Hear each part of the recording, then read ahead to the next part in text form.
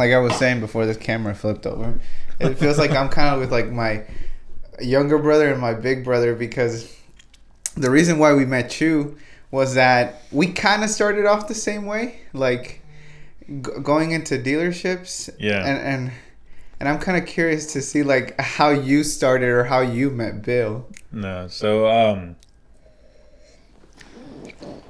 we started, dude. So I moved to Charlotte about, I would say 8-9 years ago.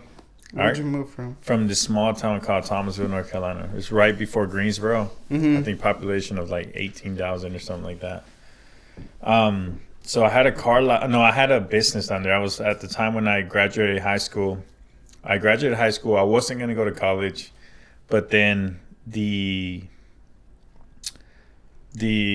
one of my teachers, one of the best teachers, the best teacher I've ever had, applied for a scholarship for me. So, and I got it. And I was like, well, I mean, if they're paying for everything, I might as well go give it a try, right? Yeah, take the opportunity to go. Yeah, so I show up. I go to college. The first day of college was cool. Met people, do all that. It's fun. College is fun. What'd you go for? Oh, it was just like my basics, the basics. And so Okay. I was just going for my whatever that's called, the first 2 years. Associate's degree. Yeah, so exactly. And then my second day, dude, I was in like Western civilization, which is cool because I like that stuff, right? I like learning about that, watching on TV, whatever. That's like history? Yeah, so Western civilization, history, Okay. a history class. And the guy beside me, bro, it's a huge room with like 40 people in it. The guy beside me was knocked out, bro, like slumped, knocked out.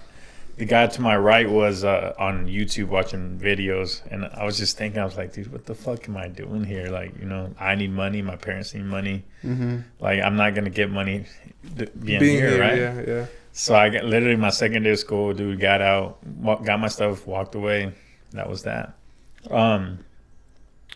So once I got out, I went to work because I'm like, all right, if I want to do college, I need to get my ass to work. Mm-hmm. And I started working. My first year, dude, I had 11 different jobs in 1 year, bro. What kind of How old jobs? were you? Oh, sorry. I was like 18 at the time, dude. Okay. 18, something like that. Fresh out of high school. Yeah, so I've worked from Yeah. Italian restaurants to Subway to like a bunch of Mexican restaurants as a waiter, like doing all that stuff. And it got to the point where like on my last restaurant, I still remember the name of it and everything. I was working there, but as I was working there, I got an idea that I wanted to do a sports gym, like a indoor soccer league, indoor basketball, volleyball, stuff like that. Because you had seen it in your area? Or? Yeah, because I had played I've played soccer all my life, dude. So I was like, all right, I'm gonna try. Like in one day when I was at a soccer thing waiting on one of the games, I started doing numbers. I was like, all right, so if each team is paying this much to play, each player pays this much to play, then we pay this much per game. I'm like, this dude's making like $15,000 a month, right? Something crazy like that. Mm-hmm. So I was like, all right, that's cool. That's good money. So I was like, that's way more money than I make right now because I'm making like $100 a day in tips. Right. So what I do, dude, I'm working, and as I'm working, in the back of my like where I take people's order, I start making a plan to like open this gym, right? And I'm like, all right, what do I need to do first, second, third? You're making your business plan on the... Yeah, exactly, on the back of that. So exactly, it's a business plan, dude. Yeah. But at least what I thought was a business plan, dude. And I had a car at the time that I won like in a raffle. I had won it. So I had a car. I'm like, so it didn't cost me nothing but like $60. So I'm like, all right, so I'm gonna sell my car to get the money to do all this stuff. So.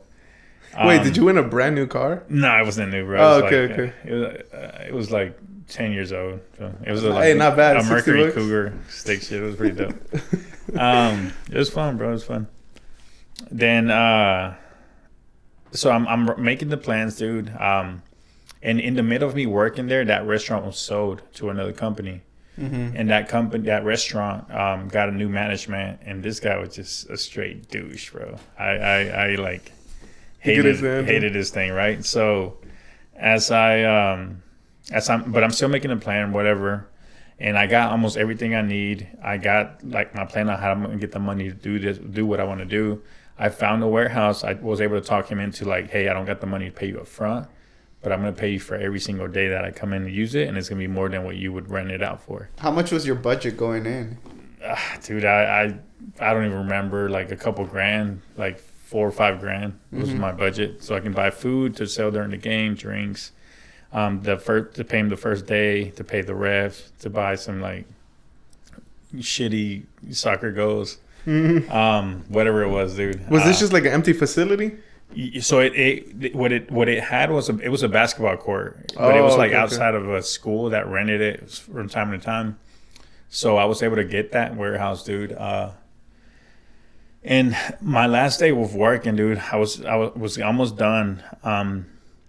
But then I was like, all right, I'm gonna wait. My goal was like 2 more weeks, right? I'm gonna do this for 2 more weeks, and then save enough money, and then go do this. But then that specific day, bro, the manager, I told you he was a douche. He came up to me. He's like, hey, I told you can't wear long sleeve shirts here. You got to wear short sleeve shirts, like dress shirts. Like they have to be white and they have to be short sleeve. But I hate short sleeve shirts, like as you guys can see. So I'm like, dude, it's the same thing, right? It's a fucking shirt.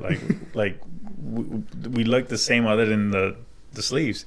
He's like, no, you're either gonna go get it, or you gotta leave, right? So I was like, all right, cool. Like, so I'm gonna go and I'll be right back. And it was like during rush hour, so he's like, all right, but hurry up because the rush hour's about to start. Yeah. So I'm like, yeah, I'll be right back, no worries. So I left and never looked back, right? So that day I went, I sold my car. I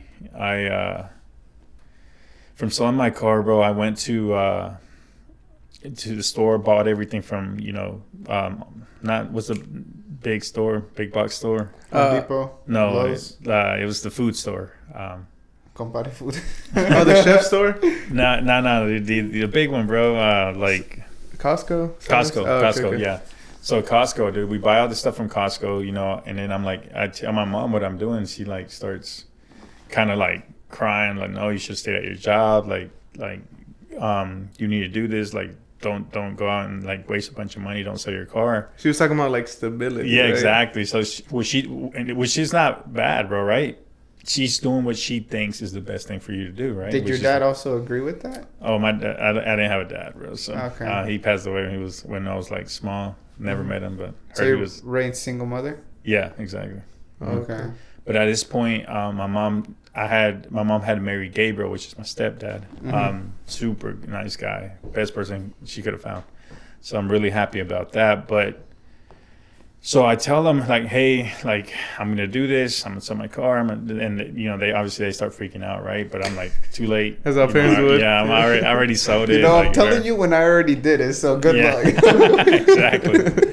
So we get to the point where like we're about to start. The first day. I advertised this thing everywhere I went. I undercut everybody's price. So, I was like, all right, I don't know how I advertise, but I know I can be cheaper than everybody out here because I'm a kid. I don't need a lot of money. Right. So I like basically almost gave everything away, man. The day came here, like, it was on Thursday.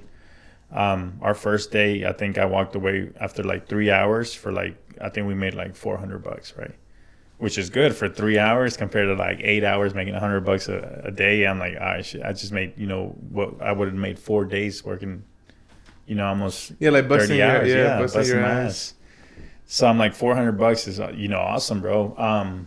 So then like, obviously it's a bunch of ones because people are paying for food with ones and stuff like that. So it's a big stack. So first of all, like that night, dude, like it took me forever to clean up because, there was a bunch of kids. And I was selling gum and like small candy and stuff like that. And I was young, so I didn't realize that gum was gonna end up on the floor. Oh, so and then I was by myself cleaning this thing. But long story short, bro, that went very well. After I was making $300 to $400 a day, about 4 days a week. So as a kid, I mean, I was 19, dude. So I was. Dang, dude, you had made a whole business in the back of a kitchen, and like you were executing. Yeah, though. exactly. You were dude. gaining experience from it. Exactly. I learned a lot, dude. I learned a lot. I learned how to work with people. You know, it was grown ass people paying me money to talk to me about like decisions that I was, you know, had to make about the whole business, dude. Mm-hmm. We got to the point where we were the league to be at, like all over that whole area, right? Everybody played at my league. Everybody played there. We had like workout classes, volleyball. We had to put volleyball nets up. Damn, We had basketball. Yeah, it was That's a class. dope. You were like Yeah. a rec center then. Yeah, exactly, dude. So, you know, depending on the day was depending on what we were going to do. Everybody was knowing us, but all that stuff happens at night, dude, or the weekends, right? Like my Monday through Friday, my mornings I was waking up late. I wasn't really doing nothing. I was just waiting on the afternoons. afternoons to come around, bro. And I had saved up a little bit of money at this time. And I'm like, all right, I was driving to the, and at this point I still didn't have a license, a social security number, none of that, right? So I was doing all this without it. Mm-hmm. And at this, like I heard a commercial about, hey, like if you want to learn how to invest in real estate without using any of your own money, like come to Charlotte for this 3-day event or whatever. Where was this going on? That was like in Greensboro, like Greensboro. Thomasville area, bro. Okay. It's about an hour and a half out here. Okay. Out here. It's small town, dude. So first time me being out of, you know, Thomasville area was to Charlotte for that event. Mm-hmm. So I come to Charlotte, and obviously from this, you know, Little town. yeah, little ass town, and I come to Charlotte, downtown Charlotte. I'm like, holy shit, bro! Like, Whole different planet. yeah, I'm like Right? this is only an hour away from me, and it's first time me being here, right? Because my family obviously they work and they hang out together, right? Yeah. So I come to this, you know, thing, bro, and I'm like, hey, like, this is awesome. But I grasped the idea of real estate from it, bro. But I was young at this point. I was maybe 21. I did the soccer league for about 3 years. Right after that 3-day event, man, I went back to Thomasville. So it was Friday, Saturday, and Sunday. Monday, I went to Thomasville, and that Monday I got up and I'm like, "Hey, Mom, I'm moving to Charlotte." And she's like, Dude, you're so quick to make decisions. Yeah. I love it, but I can see how you Yeah. can get into like a whole bunch of things. Nah, dude, You do and then think later. yeah, exactly, bro. Action over everything. That's So what, can I ask you though? yeah. Where does that drive come from, or that confidence to just like go and do come from? I've tried to figure it out, dude. But honestly, like I can tell you that most people have to work on it, dude. But there's a very small percentage of the population that are born with it, right? Mm-hmm. And I just think I'm one of those that was born with it. The best part about that though is that you can become that. You could, and anybody can become like that. It's just a mindset thing. Mm-hmm. But the mindset thing the beautiful thing about that is like going to the gym, right? Everybody can go to the gym. We can all get better, both mentally and physically. Mm-hmm. But that drive was just, I guess, seeing my mom work, bro. Mm-hmm. 2 jobs a day. You know, I saw her for 1 hour a day. Yeah. So maybe that, or just having a big family, or I don't know, dude. So, but since I was a kid, dude, in high school, I would, you know, knock on people's door, ask them, like, hey, you want me to take your tree down? You know, most people were like, dude, you're 14. But there's a few people that said, yeah, dude. And I would quote them, and it was a tree, bro. I didn't know how much it would cost, but what I did know is that I knew one of my cousin's uncle from his other side, that he would charge me $200 a tree, no matter the size. So I would go to people's yard. I would find them like $1,400, $1,000, and sometimes I'd be like, no, or like I was like, well, what would you pay me? They were like 1,000 or whatever. I'm like, cool, let's do it. Yeah, let's go ahead and do it. So then they would pay me. I would pay him $200. He would take it out, clear it out, boom, Make a profit. Yeah, we do that. Dude, but then you went to that 3-day event, that real estate 3-day event. Yeah. What made you make the decision to move to Charlotte then? Well, obviously Charlotte, dude. From like, and I think it's a very strange concept for most people, dude. But like, imagine coming from somewhere where like because Charlotte's not the biggest city, right? It's not the biggest city, but compared to where I'm from, you get it's fucking day and night, dude. I was like, holy shit. And just coming to somewhere new like this, bro, somewhere that's like bussing, that's like, you know, growing, you feel the energy, bro. You feel like you got to be around opportunity, in my opinion. And I knew that this place had a lot more opportunity than Thomasville, right? Okay. So that was like, all right, this is it. Like, this, for me, this was it. What's your mom tell you? No, so I tell my mom, like, hey, I'm moving. She's like, you know, that's local, whatever. She didn't believe me. That's local. Yeah, so I'm like, all right, cool.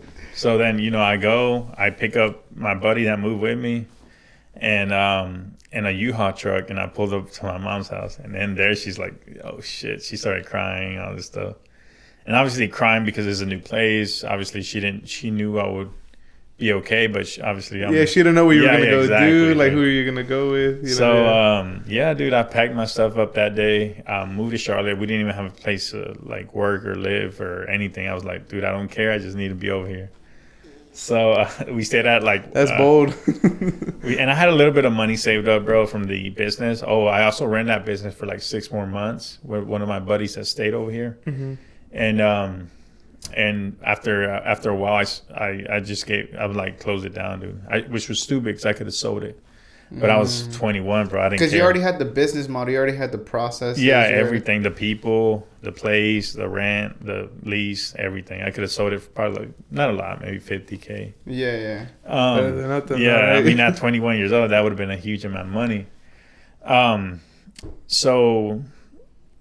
You know, I move over here. I rent it for like 6 more months. I also got a job, dude, doing I was doing security systems for houses and stuff like that. Businesses, like CPI and stuff like that. And then there was a day while I was doing that. Okay, so backstory. So once after the seminar, I wanted to do real estate. Real estate was the thing for me. Charlotte was the thing for me. I'm like, all right, I can do real estate in Charlotte. Boom, let's do it. So we got plan. Exactly, dude. So I'm like, that's all I need, right? Those two things. And I'm like, I think I had like 20 grand saved, a little bit of money saved up from the business. And I'm like, all right, I'm gonna go to Charlotte. I got a job just so I can get an apartment. So then I got a job at a security system called I think it was I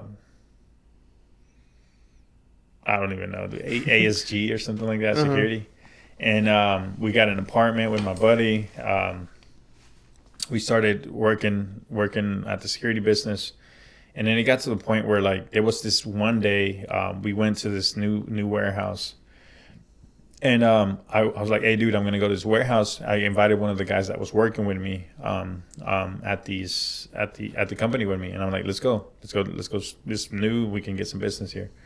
So we go, we knock on the door, the contractor, the GC comes out and like, yeah, we actually just fired our last guy. We actually need a fire system for this huge project.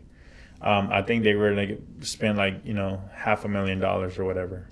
And you would get a commission off that? Yeah, we would get a commission from that. I think we were supposed to make $50K.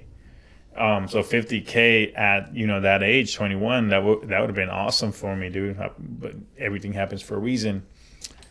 The day we closed the contract, a few weeks later, management pulls me into the office. He's like, hey, so we know you went with this guy to do this, but we're going to give him the commission because he has a family and you're just a kid. And I'm like, dude. And I was like, all right, dude. So that, for me, that was it, bro. I think that's the last job I ever had. So I'm like, all right, guys. Like, whatever. You didn't take it to heart? Nah, dude. For me, stuff is stuff, bro. I'm just, it's people's loss. So, and the guy tells me, like, I walk out, the guy that walked to me is like, dude, I told him that, you know, it was your lead. He's like, you're good, dude. Like, me and him are cool. We're cool. Like, it was his fault. Yeah. I'm like, dude, that's their decision, not yours, bro. So I'm like, all right, but that was it. I didn't work no more for that company. Now it was a failed job, so I stayed with them like 6 more weeks before they realized that I wasn't selling anything. I was just getting paid. So I'm like, all right, because the way I was looking at it, this is my version of getting my commission, right? Like, I'm get paid for free now. Yeah. So then they realized, and they're like, we're gonna have to fire you. I'm like, cool. But by that time, I wanted to get into real estate, but I kept calling places, real estate places, companies. I'm like, hey, dude, let me work for free. You know, I'm getting paid from the security place. I don't need you to pay me. And everybody's like, no, because I was like, nobody. Did you know what you were looking for? Were you looking for? I don't even remember if I was calling like agents or if I was calling investment, because I didn't know. I was 21. I was young. But you wanted to be around that. Yeah, I knew I wanted to be. Scene. Yeah, I knew I wanted to be in real estate. And then I went to the courthouse, the auctions, all that. What I thought, you know, I had to do at that time. Mm-hmm. But and there wasn't a lot of things like there is now. Like, you know, there's not a lot of information. There wasn't a lot of YouTube. There wasn't a lot of anything. Or people like you doing it. Exactly, dude. There wasn't meetups. There was like one big meetup and that's it. So once I realized that I wasn't going to be able to, you know, buy a little fucking house with like the 10, 20K I had at that point, I was like, all right, what I'm going to do is flip something else. So I'm like, what's the next best thing I can flip? Like I would flip a property. And it was cocaine. I was like, oh, you'll make your money back quick. Money back. So, give us some tips. So it was cars, bro. Cars. We started flipping cars. We bought one off Craigslist for like, I think it was like $800. We took it did an oil change, did a detail on it for like $100, and we sold it like in less than a week for $2,000. So I'm like, hey, we just made, you know, $1,000 profit on this car. Let's do it again. So then we did it again, bro. We did it again, and it got to the point where we were flipping like 6-7 cars a week out of our apartment complex. Wow. So we were making decent money, dude. But it didn't start out decent. We got to the point where we were doing good. Mm-hmm. There was a period like at that point where like when I got my second apartment and I started doing the cars, I was living at this apartment, dude, without energy, without power.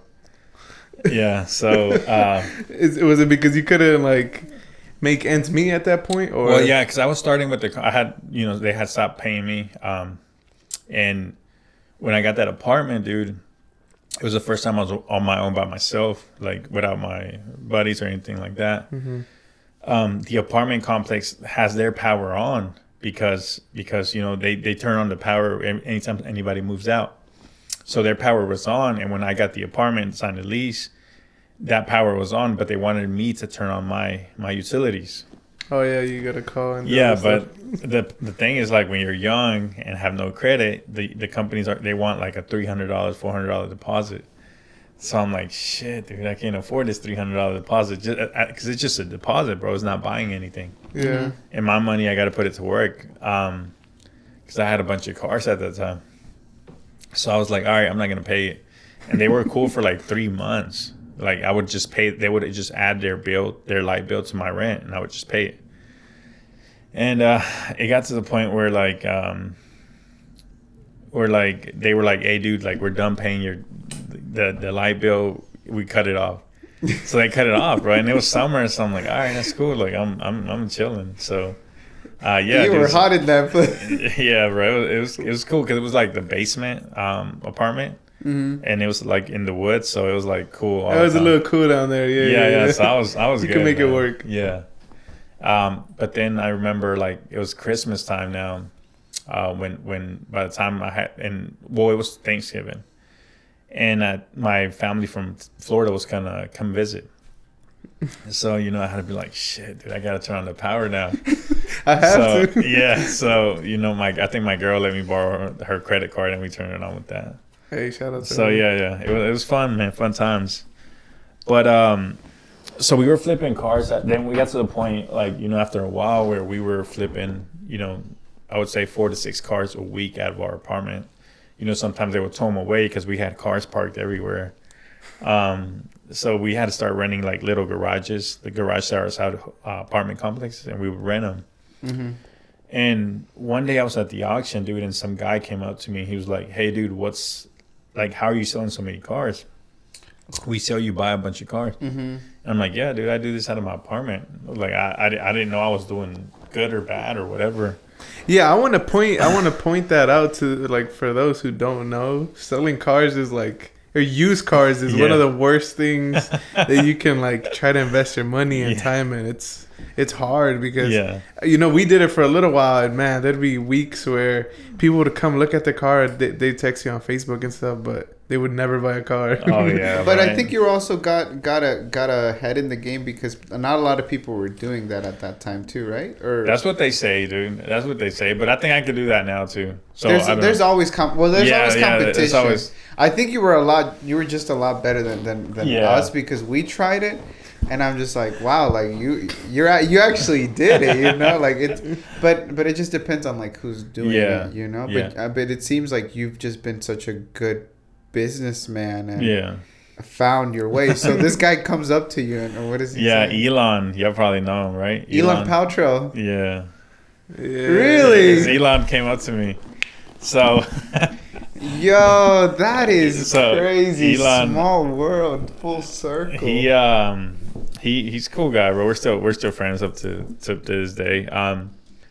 But he comes up to me, bro, and he's like, "Hey, how are you selling so many cars?" Blah blah blah. Mm-hmm. And I'm like, we don't, bro. We're just selling them out of our apartment, whatever. And he's like, "Oh, that's crazy, dude, because you're selling way more than me out of a car lot." And I'm like, "I have a car lot, and you know we're not doing good. We were actually thinking of shutting it down."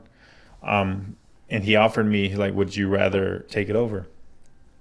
And I'm like, "Yeah, let's do it. I mean, let's look at it. Let's see what we can do." You know, and so we ended up doing it where I would keep the property, the car itself. I would keep the lot, pay him rent, and on top of that, I would also pay him $125 a car that I sold. Because of the fees and everything. Yeah, because it was his license, all that. Remember, at this time, I didn't even have a driver's license, so I couldn't get my own dealer license. Uh-huh. So it happened where he's like, "Look, our first year, you know, we sold X amount. The second year, we sold a little bit more, bro. You know, 20 cars, something like that. The third year is when I took over, and I think our first year we sold like 115 cars. Damn, so, dude, you have. So from there, bro, we just moved up 150 cars. But then the second, third year that we were there, he wanted to come back, dude, and he also wanted. I had my brother and my sister and my brother-in-law working for me at that point, at the car lot, and two other like people detailing cars. So we actually were the ones that turned that little shipping container in the back into a office. That was our office. Really? That was you guys? Yeah. So where the office that you guys were at, that was just a car bay where we would clean cars. Yeah. What about the office beside it? There was no office beside it. There was no office beside it? Yeah, they were both bays to clean cars. And then the container in the back was... That actually serves as a write-off and whenever you're doing your taxes, too. So, yeah, I didn't do taxes at that time, bro. So, we took the shipping container, you know, put drywall up, put electricity, floor, made it nice. And from there we sold, you know, almost 300-400 cars, bro. But then Elon wanted to come back and work in the lot, but he also wanted me to fire those people because there was too many people and all this stuff. And for me, it's like, you know, that's family, right? I'm not able to do that.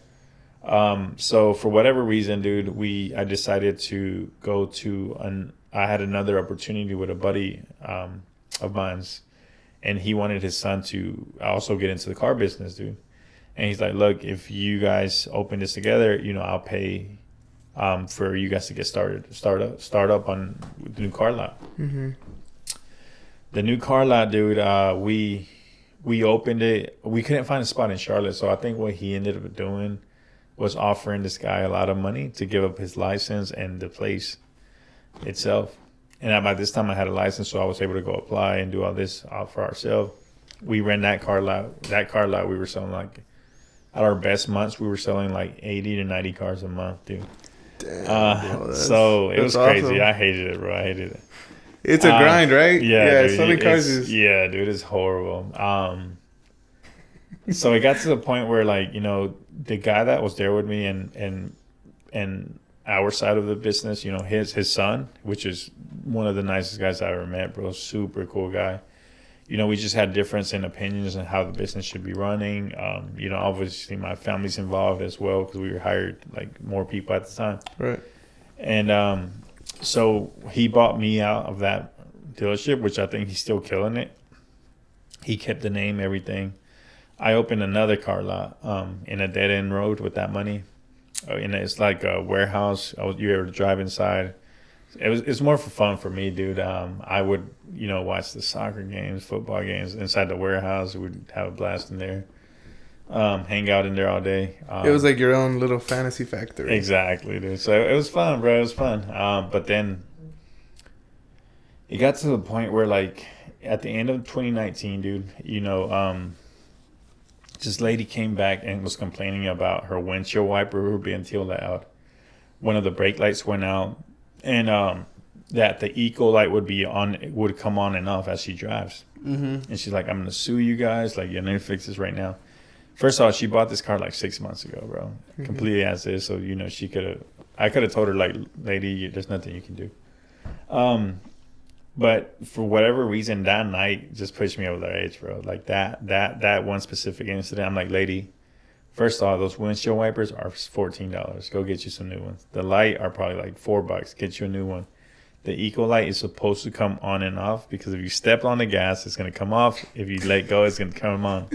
So I was like, lady, if you don't get the fuck out of here, like you won't make it out. And she I guess she got scared and kind of got out. But that was it for me, bro. That pushed me over the edge. So, like, I tell my dad, I'm like, I'm done with this car business. Like, I'm gonna do something else. And I've always had that itch for, like, real estate. Even before I knew real estate, I loved houses. I loved working on houses. I loved everything about it. How long did you sell cars for then? About 3-4 years, bro. Nah, longer. So first. No, you're right. It's since I moved over here almost a year after I moved to Charlotte. So I would say like 8 years, bro. 8 years you sold cars. Yeah. But you became a master at it though. Like, props to you because it's difficult. Not just anyone can pick up and say, okay, like, I'm gonna buy some used cars and then resell them or sell. I mean, it was hard, bro. Selling 150 cars per year, it's insane. Mm-hmm. That's tough. Yeah, that's a grind trying to do that. But then you stopped that, and I mean, I can get you were just like overwhelmed and like that was just like your breaking point. Mm-hmm. But what then? And with the car business, bro, it's like you're always on the move, right? Like you got to go buy them at the auction. You got to fix them, clean them, and they're man-made machines, bro. You know what I'm saying? There's always going to be issues with them. So I just didn't want to be involved in that anymore, bro. So that week after that lady come in, it was almost, 2020, the beginning of 2020. And I Googled how to get into real estate without using any of your money. And we all know what comes up when you Google that. You probably can do it now. It's going to be wholesaling, right? Because wholesaling you can do without money. Mm-hmm. And I started looking at YouTube about wholesaling. I'm like, what is wholesaling? And I found this guy called Max Maxwell out of Winston-Salem, which is right where Thomasville is. And I'm like, oh, shit, this dude, he's from where I'm from. Mm-hmm. And, like, if he can do it, I can do it, right? Yeah. Super cool guy. Wait, before you move on, could you explain to the people that don't know what wholesaling is? What wholesaling is? Yeah, so wholesaling is one of the best things ever created.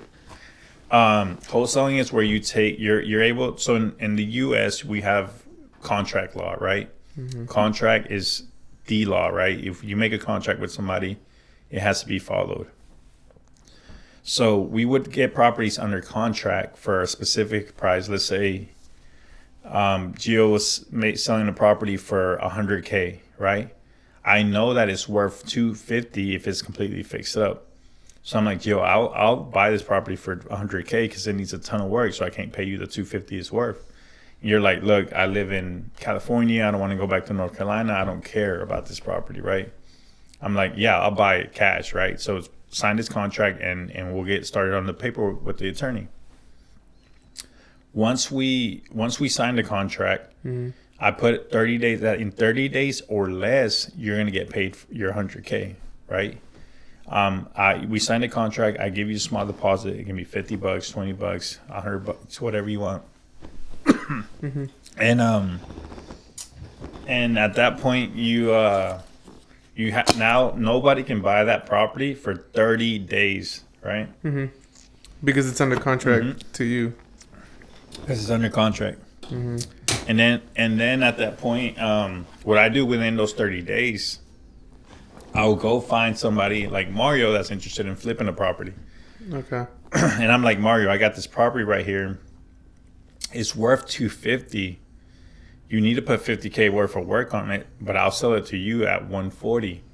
So you can buy it for $140, put $50 in it. You're gonna be in it for $190, and you're gonna be able to sell it for $250 and make $60,000.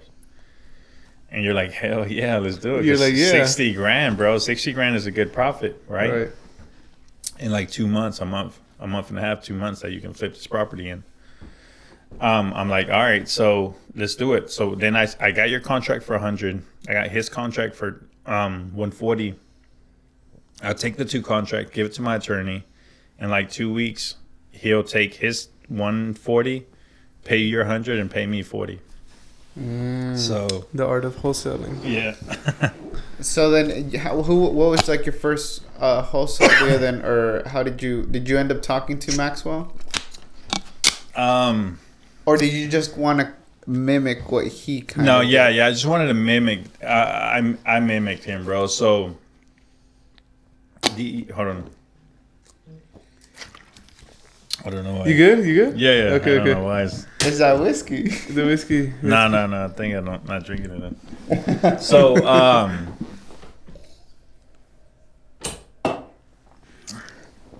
when I tell you that when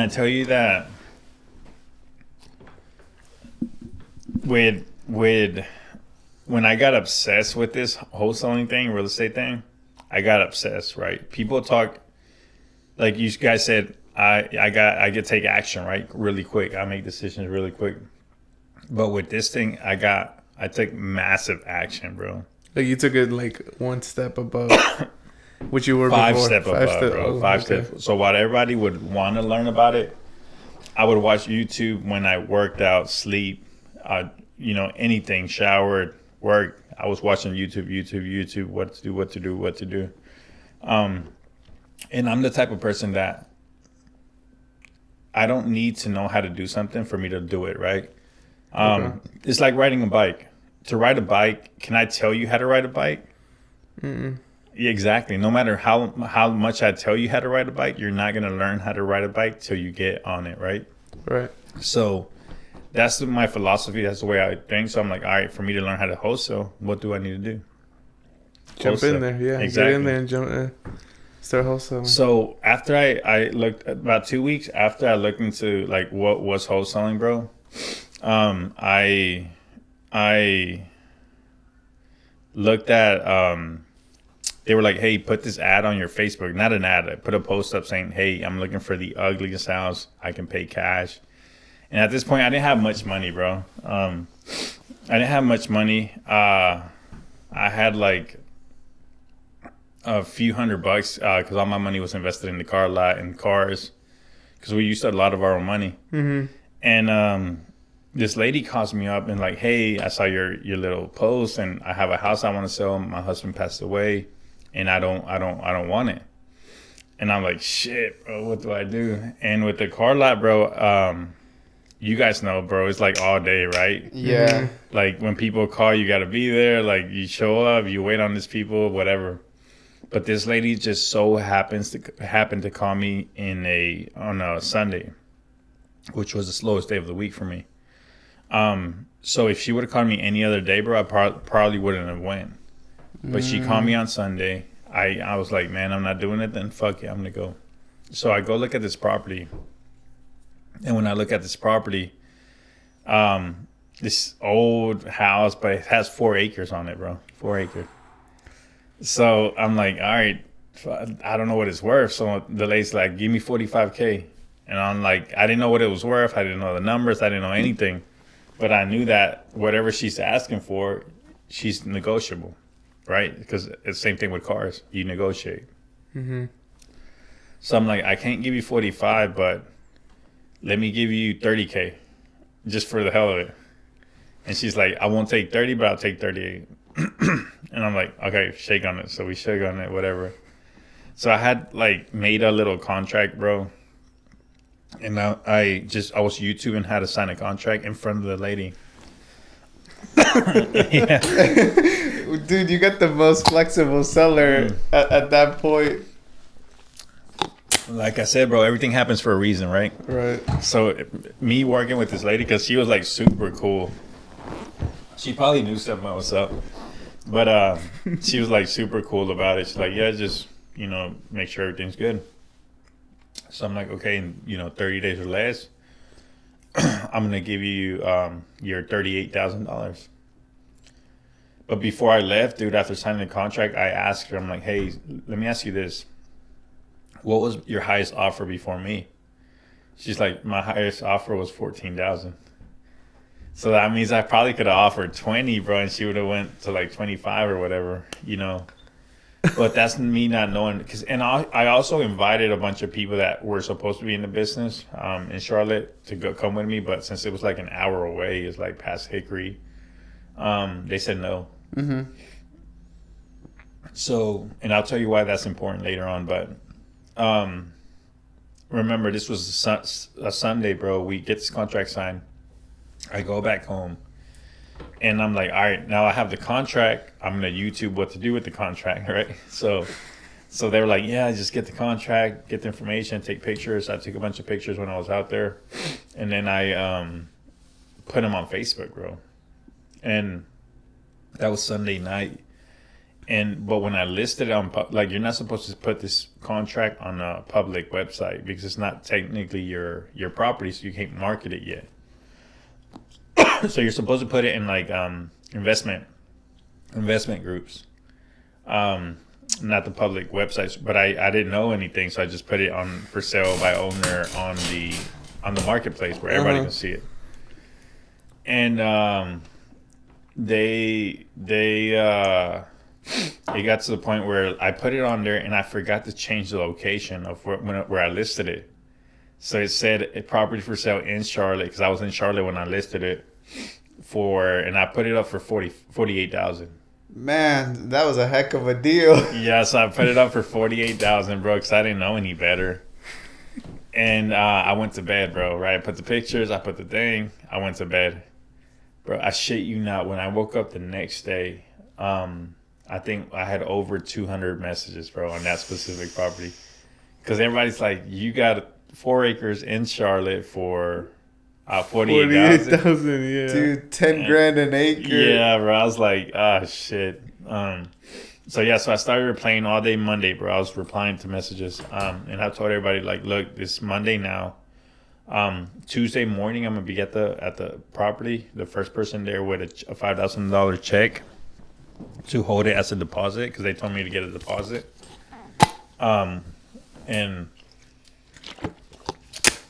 so the first person that signs the deposit, bro, signs the contract and gives me the deposit, gets the property. So I told that to everybody. Everybody that wanted it in Charlotte. They were like, no, never mind. But there was still like 15, 20 people that were interested. So, dude, that's a good success rate, because out of 200 messages, a 10% would be just 20. And that's normal in business. Exactly. That's normal in getting leads. I agree. Or it's even less. I think leads is like 3%. It's crazy, bro. But for you to have 10%, that's awesome. Well, it was a great deal, bro. I mean, think about it. 48,000 for a house, a big house. I think 2,000 square feet. Yeah, and the acreage. 4 acres. It had like a nice river running through it. A 4-car garage, everything. Damn. Yeah, I gave it away, bro. So oh yeah, now it'd be damn like 300. Well, With what you know now, you'd yeah, be like, no, that's what I'm saying, bro. So the next day, I tell everybody, hey, meet me there, right? And so Tuesday rolls around. I get there a little late, because it's an hour and like 20 minutes from me. So, and then, but when I get there, bro, shit, you, bro, there's like 5, 6, 7, 8 cars waiting outside, bro. I'm surprised the neighbors didn't call the police, bro. They were all just waiting for you to get there. and to get into this property was a dirt road, bro. So it's like super like bumpy, bro. So you had to get 4x4 to get in there, bro. But dude, I mean, this is a Hispanic people's dream, right? Like 4 acres, a big ass house, a big garage, like a river running through. Like this is a dream for people. Mm-hmm. So so I'm like, all right, this guy was first, so I'm gonna talk to him first. This guy, his name's Noel. Super good buddy of mine now. And he's the first one there, so we walked the property with him. We look at it, and after walking the property, he's like, all right, I want it. How much? What's your lowest? He tells me, which is another mistake I made. Like I said, on my first deal, bro, I did everything wrong, right? So I'm like, all right, give me 45. So we went from 48 to 45. He's like, shake on it, like done deal, right?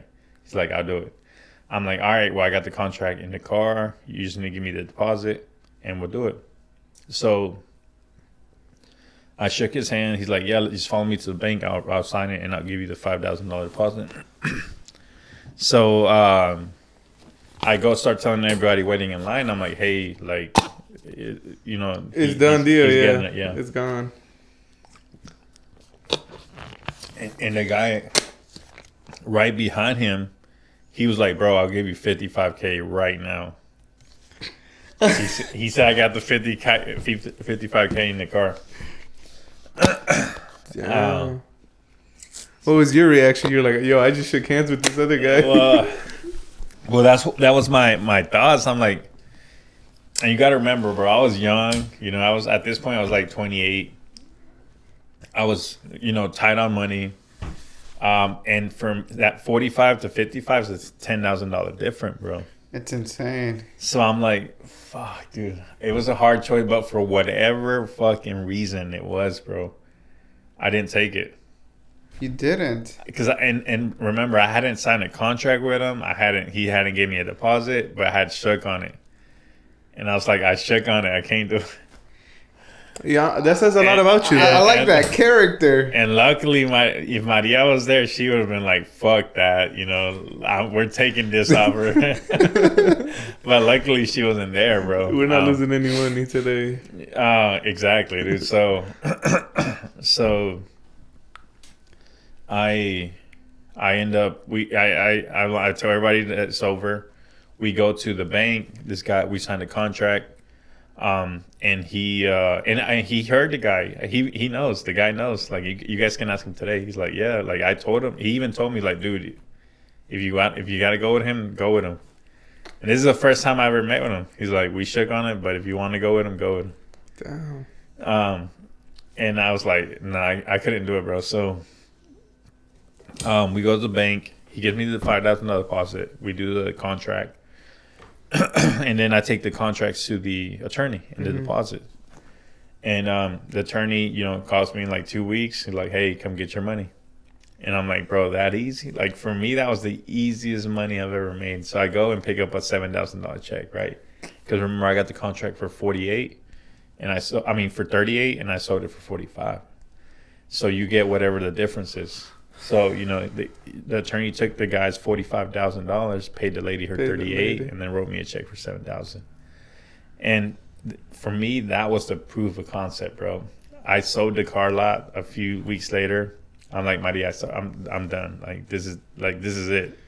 Easiest money I've ever made. That was the birthplace of like the I Am Legacy. I Am Legacy, Atlas Property Solutions, all that. And so then we sell the car lot. we get involved into this whole real estate. But real quick, a backstory. The reason why it's so important to be in communities and have people around your circle that are in what you want to do, for example, real estate, whatever you want to do, make sure that you got people in that circle that are really good at it. Because if I would have went to that first appointment with somebody that knew what they were doing and would have been willing to help me, even if I would have split the profit with them 50-50, which I was willing to, just nobody wanted to come with me. After splitting that 50-50 with somebody, they would have went with me to this appointment. We would have got this property under contract, maybe at $20K, $25K, something like that. But we would have sold this property at $55, $60, $70K. Because if that guy was able to easily offer you 55, he saw some type of value in that property. So think about it, bro. So if I would have taken somebody with experience that would have guided me, bro, we probably would have made 30, 40K, bro. So even after splitting it 50-50, I would have made $15,000 to $20,000 my part, and he would have made $15,000 to $20,000 his part. Right. But I like that you take that your circumstances are just your circumstances, and that's how it's supposed to happen, because you shook on it and you're like, okay, I'm not gonna go back on my word. That's very rare. You know? Check this out, fellas. Like that specific guy, that same guy, just bought 2 deals from me today. Oh wow! Today, where we made a total of $38,000 on 2 wholesale deals. We made $38,000. Damn, that's awesome, man. And he's bought probably 12 properties from me since then, and now he's a private money lender for my projects. And so because I didn't take that extra $10K from that guy, he's bought in that since then $12,000. I've made hundreds. Yeah, you've got in it back. And he lends me money for my projects now. Dude, full circle. That's awesome. Yeah. Perfect for the story today, dude. I can show you guys the HUDs, the emails for the recording for both properties today, dude. That's awesome. But question, you've always been so outgoing. You already told us the backstory of like how you came about into like creating I Am Legacy, the Atlas Property Solutions. And you felt your whole life like you didn't carry anything. And you just recently told me a story that you went through this cleanse and you've somehow held something in your heart without you even knowing it. How does that come about when all your life you've made decisions, but yet you still have something weighing in the back of your mind without you knowing? So that's a whole nother part of my story, right? I feel like I'm writing stories every single day I get up, everything I do. But to get, and hopefully we don't get cancer for this, right? But don't worry about it. It'll be worth it. All right. But I do think it's something that everybody needs to know about, and at least think about it. It's nothing religious. In my opinion, everybody's going to experience it differently. Mm-hmm. But we did this thing called, it was spiritual retreat, right? For your soul, for whatever that is. Like I said, everybody will experience it different. But for me, the way I went into this with an open mind, right? My girlfriend had done it. My fiance now did it last year in October. And she's the type of person that stresses super easily, worries all the time, has panic attacks, all this, and she was just always on survival mode, on the edge. And we had a buddy of ours, one of my mentors in real estate, lose his wife rapidly. It was something very quick for him. Wow. Quick relatively to someone's life, right? It was I think 7-9 months that he lost his wife to cancer. He was in really bad shape, man. One of the best persons you're ever gonna meet. And after he lost his wife, this guy was just a different guy, man. I don't want to go into too much details into his life. Yeah. But at the end of the day, this brought him back, and not only brought him back, but brought him back a better version of himself after losing his wife and his mother in a short period of time. And this type of retreat we did. So once Maria heard that, she went last October right before our event. Our event was the weekend of her retreat, which was in California. She traveled by herself to California. This whole thing's in the mountains. And it was with a shaman, a guide, the spiritual guide. And just to give some context, it's the I Am Legacy team hosts a lot of educational events, right? Yep, I Am Legacy. We held that day. I think we had 250 people at that event. It was super good. So if you guys don't follow us all over social medias, TikTok, Facebook, Instagram. So YouTube. Maria took that trip because she, in preparation towards that event? Or No, she took it because she heard how much it changed his life. Mm-hmm. And she's always been trying to fix what was wrong with her, right? Mm-hmm. The anxiety, the stress, the crying. Like the emotional kind of side exactly. of her. Okay. And she did therapy. That helped her, from time to time, but it was always there. And when she went to this thing, she came back right on Friday. The event was Friday. She got back Friday. I couldn't focus on her because we had the event. Everybody was showing up. But, the next few weeks after that, it was a day and night different, dude. Like, she was completely different, dude. Completely different. In what way? She wouldn't cry anymore. She wouldn't stress anymore. She wouldn't. It was a new person, man. Like, and like day and night. Like, she just kind of like evolved. Evolved like a that, new version dude, of in herself. one day, like from doing this thing. So, after I saw that is one of the main reasons why I asked her. Like, in my opinion, I was finally ready to ask her to get married, right?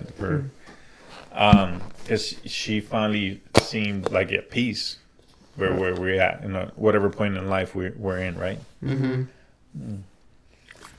So I'm like, all right, if it helped her that much, like, what would it do for me? So I started doing research as far as like, what is it, who's doing it, blah blah blah. And then ayahuasca comes up. So for those people that don't know what this is, it's a can I take that, or let me see what it is? Hey, go ahead. Hey, Victoria. Can you come answer, please? Do you wanna?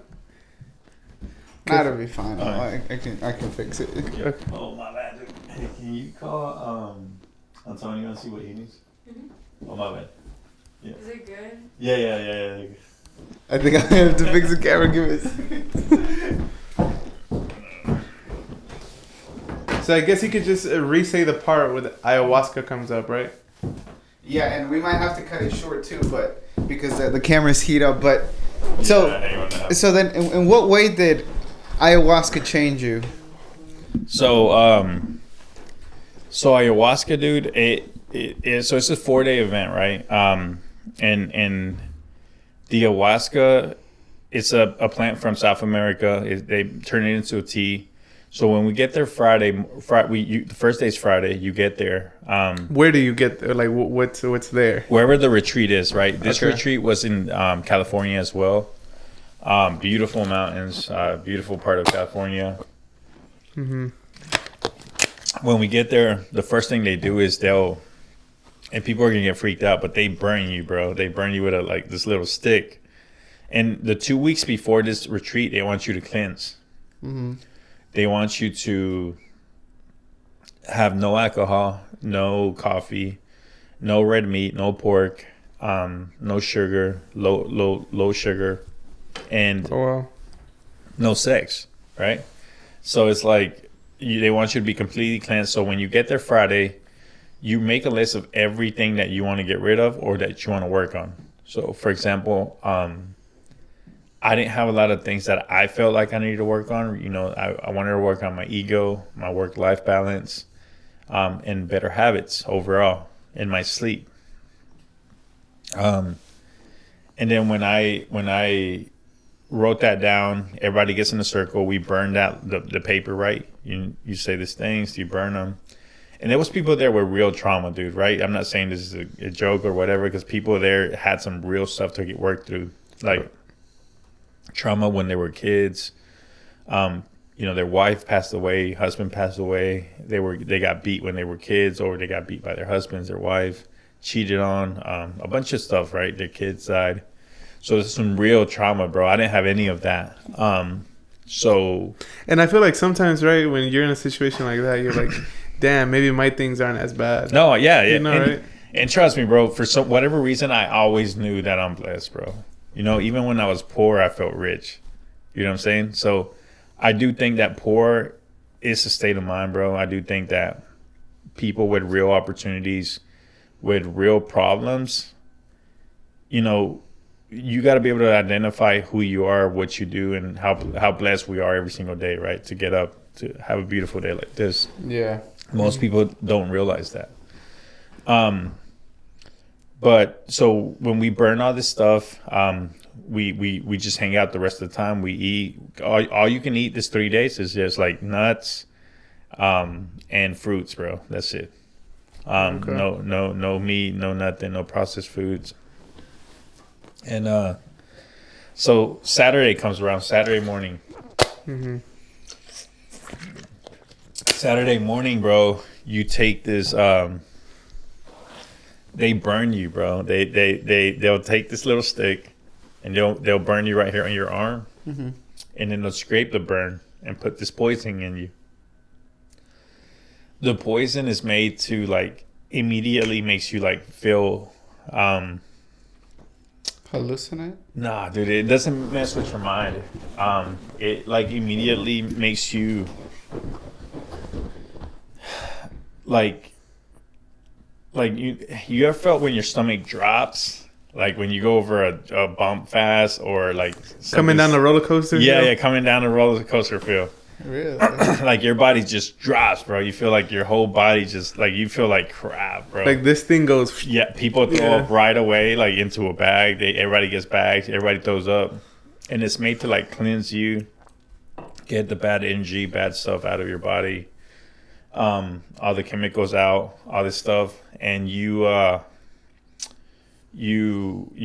get up and after 15 minutes, it lasts about 10 to 15 minutes, and you go take a nap because you still feel like crap, bro. It like cleans you out. Mm-hmm. But after you wake up from that nap, bro, you feel good. Like you feel super light. You feel good. Obviously, you threw everything up. And for the rest of that day, you just do different exercise. Where, for me, I didn't feel like they were necessary, but for the other people that had a lot of trauma, bro, it helped them out a lot. So I see it. I didn't complain or anything. I did everything. And it was a cool experience. Met some really good people, amazing people.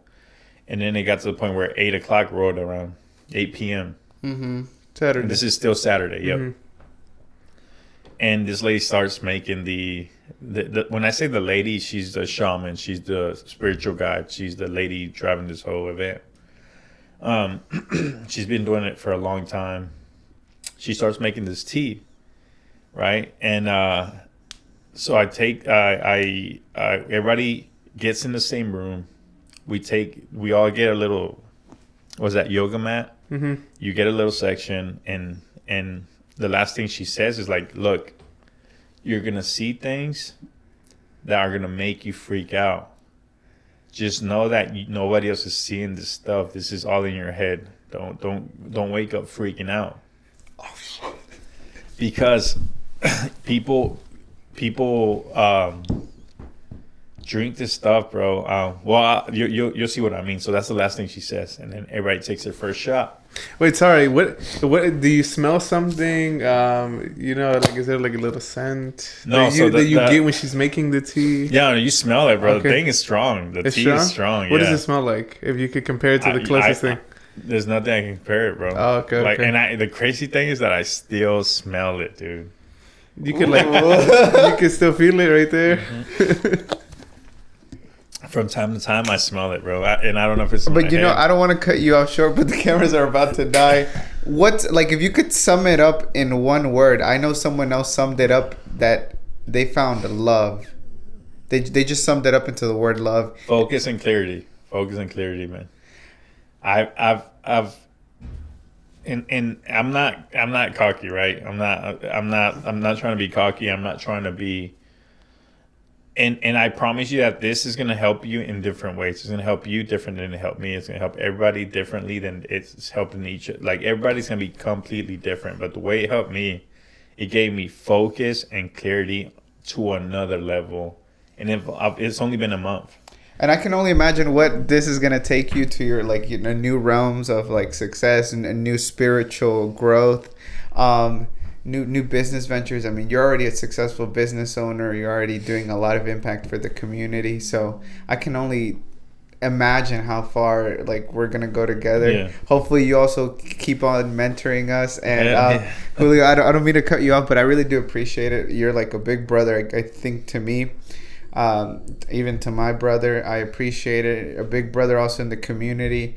Guys, make sure you guys go to these I Am Legacy events that, you know, they're promoting real estate education for just about anyone, right? Like anybody. Anyone can tap in. Yeah. And if you guys stayed this long, make sure you guys hit that like button, comment, and make sure you guys subscribe. Julio, any last words before we head out? Gio? No, that's it, man. Make sure you guys subscribe to, because these two guys are going to go places, man. And I can't wait to see you guys in 5 years, man. Thank you very much. We're going to see you at the top. Let's do it. Yeah, let's do it. All right, guys. Catch you guys in the next one. All right.